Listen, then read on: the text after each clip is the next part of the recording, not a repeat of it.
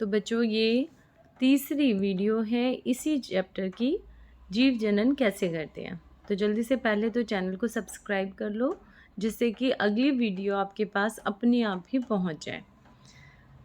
तो बेटा इसमें क्या था, जीव जनन कैसे करते हैं, रिवीजन कर रहे हैं हम, उसी हिसाब से हम पढ़ाई करेंगे। हमने इससे पहले वर्कशीट में देखा था कि अलैंगिक जनन की अलग अलग विधियां होती हैं। अब चौथी विधि जो हम पढ़ने वाले हैं वो है पुनरुद्भवन। पुनरुद्भवन मतलब दोबारा से उग जाना। ये किस में होता है बेटा, ये बहुकोशिक जीवों में होता है। जैसे अभी हमने पढ़ा था इससे पहले कि 2 वर्कशीट्स मैं आपको भेज चुकी हूँ, उन दोनों के अंदर बेटा आपने पढ़ा था द्विखंडन। द्विखंडन जो है वो एक कोशिकीय जीवों में होता है।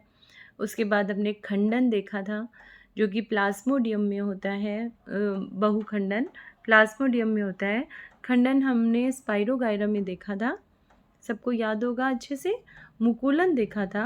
अब हम बात कर रहे हैं पुनरुद्भवन की। जिन बच्चों को याद नहीं हो, पिछली दूसरी जो 2 वीडियो पहले आ चुकी हैं उन दोनों को देख लेना बेटा। चैनल को सब्सक्राइब कर लो, सारी वीडियोस आपके पास आ जाएंगी अपने आप। पुनरुद्भवन यह बहुकोशिकीय जीवों द्वारा दिखाया जाता है, ये याद रखना है, क्योंकि वे अपनी कोशिकाओं में श्रम विभाजन दिखाते हैं। इसमें अपने आप क्या होता है बेटा, एक कोशिका कई सारी कोशिकाओं में विभाजित हो जाती है। जैसे कि ये प्लेनेरिया नाम का जीव है, जो लौंग जैसी संरचना आपको दिखाई दे रही है बेटा, ये प्लेनेरिया नाम का जीव है। कुछ इस तरह की इसकी संरचना है, इस तरह से, ठीक है। इसकी 2 आँखें हैं होती हैं, फुल साइज होती हैं इसकी बेटा। तो ये अगर 3 भागों में बट जाए, ऐसे 3 भागों में टूट जाए, तो इसके ये तीनों भाग ही अपने आप उगना शुरू कर देते हैं, जैसे कि चित्र में दिखाया गया है। पहले वाला भाग ऊपर से सिर कटा था, उससे नीचे की पूंछ अपने आप बना ली। बीच वाले भाग ने दोनों तरफ से बढ़ा, वो ऊपर से भी और नीचे से भी। और जबकि जो नीचे वाला भाग था उसने अपने आप को ऊपर से बढ़ाया। इस तरह के जनन को पुनरुद्भवन कहते हैं। और किस जीव में होता है ये याद रखना है, प्लेनेरिया। बेटा बहुत मुश्किल आपके क्वेश्चंस नहीं आएंगे। जिन बच्चों ने अच्छे से वीडियो देखी है, इसको समझा है, वो आराम से पेपर को अटैम्प्ट कर सकता है। चलिए बीजाणु समासंग की ओर चलते हैं बेटा। बीजाणु समासंग किस में देखते हैं हम, ब्रेड के ऊपर बेटा जो फफूंद लग जाती है, कुछ इस तरह की वो फफूंद होती है, ये ब्रेड के ऊपर लगी होती है, इसे हम कहते हैं राइजोपस। इस जीव का नाम है राइजोपस। इसमें बीजाणु समासंग होता है। बीजाणु समासंग का क्या मतलब है बेटा, ये देखो, ये कुछ ऊपर की तरफ आपको दिखाई दे रहा है, नीचे ये इसकी जड़ सी है जिसको हाइफे बोलते हैं बेटा। ये कवक तंतु है और उसके बाद ये बोल जैसी जो संरचना आपको दिखाई दे रही है, इसके अंदर बीजाणु धानी है। ये इसके अंदर बहुत सारे बीजाणु भरे हुए हैं। जब इन बीजाणुओं को सही तापमान मिलता है तो ये बीजाणु धानी फट जाती है और इसके फटने से बीजाणु बाहर निकल आते हैं और कहीं और जाके वो चिपक जाते हैं ब्रेड के ऊपर ही। इसलिए जो ब्रेड की फफूंद होती है हरे रंग की, वो कहाँ पर लगती है बेटा, हरे और काले से रंग की आपने देखी होगी। वो एक कोने में लग गई, फिर ज़रूरी नहीं है वहीं से बढ़े, वो आगे दूसरे कोने में भी लग सकती है उसी ब्रेड पर। उसके पास अगर ब्रेड के पास आपने जिस पे फफूंद लगी हुई है उसके पास केला रख दिया, आलू रख दिया, तो उसके ऊपर भी फफूंद लगनी शुरू हो जाएगी। इस फफूंद का क्या नाम है, राइजोपस। तो राइजोपस किस तरह से जनन करता है, ये अलैंगिक जनन करता है और जनन की विधि का नाम है बीजाणु समासंग। आगे चलते हैं बेटा, अगला है कायिक प्रवर्धन। कायिक प्रवर्धन क्या मतलब है इसका, काया से बढ़ना। जिन पौधों के पास बीज नहीं होते, जिन पौधों के बीज नहीं लगते, वो भी बढ़ते हैं। जैसे आपने घर में मनी प्लांट देखा होगा। तो मनी प्लांट कैसे बढ़ता है, हम सबको पता है। मनी प्लांट के यदि तने को कहीं दबा दिया जाए तो उसमें से धीरे धीरे जड़ें निकलनी शुरू हो जाती है। तो ऐसे पौधे जो अपने तने से, जड़ से या पत्तियों से उग जाते हैं, ऐसे पौधों का विकास किससे, कौन से जनन से होता है, कायिक प्रवर्धन से होता है। जैसे पत्ती से उगने वाले का उदाहरण है ब्रायोफिलम, लिखा हुआ है इस पौधे का नाम। जो पत्ती से उगता है उसकी कोई एक पत्ती भी नीचे गिर जाती है तो पत्ती पे बेटा छोटे छोटे पौधे होते हैं उसके, और जैसे ही ये मिट्टी में दबती है इससे नया पौधा निकल जाता है। ठीक है, यहाँ पर छोटे छोटे मूल से होते हैं जिनसे नए पौधे निकल सकते हैं। ठीक है, अगर जड़ की बात करेंगे तो जड़ में आप कौन सा दे देंगे? जड़ से बढ़ने वाले, तने से बढ़ने वाले कौन कौन से आ जाएंगे? तो आलू आ गया जड़ से बढ़ने वाला। ऐसे ही तने से बढ़ने वाला कौन सा आ जाएगा बेटा? प्याज आ जाएगा। आइए आगे करते हैं। पादपों में लैंगिक जनन की बात करते हैं। क्या पौधों में भी लैंगिक जनन होता है? हाँ, होता है। जिन पौधों के अंदर बीज बनते हैं, फल आते हैं, उन पौधों में लैंगिक जनन होता है। जितने पौधे बीज से उगते हैं वो लैंगिक जनन के कारण ही उगते हैं। जो बिना बीज के उगते हैं उनमें कायिक परिवर्धन होता है। याद रखेंगे अच्छे से। ठीक है, इस प्रक्रिया में जब पौधों की बात कर रहे हैं, जैसे मानव के अंदर भी लैंगिक जनन होता है। ठीक है, मादा से अंडाणु और नर से शुक्राणु मिलकर ही नया क्या बनता है? भ्रूण बनता है बेटा। ठीक है, तो ऐसे ही पादपों में भी लैंगिक जनन होता है। इस प्रक्रिया में गुणसूत्रों की संख्या आधी हो जाती है और जब ये युग्मक एक साथ मिल जाते हैं तो युग्मनज बनाते हैं और पूरे जीव का निर्माण होता है। ठीक है, अब बात करते हैं लैंगिक जनन की क्या महत्व है, क्यों होना चाहिए लैंगिक जनन। यौन प्रजनन युग्मों के माध्यम से होता है जो आनुवांशिक सामग्री के आदान प्रदान से बनता है। ठीक है, बहुत सारे ऐसे फल हैं बेटा जो पहले नहीं आते थे, आजकल आते हैं, है ना। कुछ फलों की नस्लें हमने चेंज कर दी हैं, करिए ना। गोभी का अगर हम उदाहरण लें बेटा, तो गोभी जो है आज जैसे आती है वो शुरू से ऐसी नहीं आती थी। करीब 200-300 साल पहले ऐसी गोभी नहीं थी। ठीक है, गोभी का प्रकार अलग अलग था। धीरे धीरे गोभी जो है इस तरह से फूल गोभी और पत्ता गोभी आपको मिलती है। पौधों की अगर बात कर रही हूँ मैं, तो लैंगिक जनन ज़रूरी है, इससे हम नए विभिन्नताएं ला सकते हैं।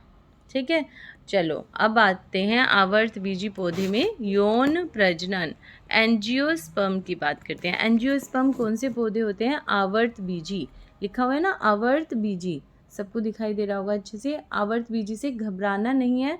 आवर्तबीजी का मतलब होता है ऐसे पौधे जो बीज से उगते हैं। ठीक है, एक फूल में 4 चक्र होते हैं। इसने कहा एक फूल के 4 मेन हिस्से हैं, वो कौन कौन से हैं? सबसे पहले उसका ग्रीन कलर का भाग है जिसे हम कहते हैं, ये ग्रीन कलर की पत्ती दिखाई दे रही है, ये आपका बाह्य दल है पौधे का। उसके बाद ये पिंक कलर की पंखुड़ी दिखाई दे रही है। पुंकेसर, ये जो बाहर ये वाला पार्ट है बेटा, जो आपको डंडी सी अलग से दिखाई दे रही है, ये वाला भाग, इसको पुंकेसर कहते हैं। जबकि जो बीच में हरे रंग का भाग दिखाई दे रहा है उसको स्त्रीकेसर कहते हैं। अब फूल 2 तरह के हो सकते हैं। कुछ फूल ऐसे होते हैं जिनके अंदर दोनों पुंकेसर और स्त्रीकेसर दोनों ही भाग मौजूद होते हैं। उन फूलों को बेटा, उन फूलों को क्या कहते हैं? द्विलिंगी पौधे कहते हैं। जबकि ऐसे फूल जिनके अंदर सिर्फ एक लिंग होता है उनको उभयलिंगी कहते हैं। ठीक है,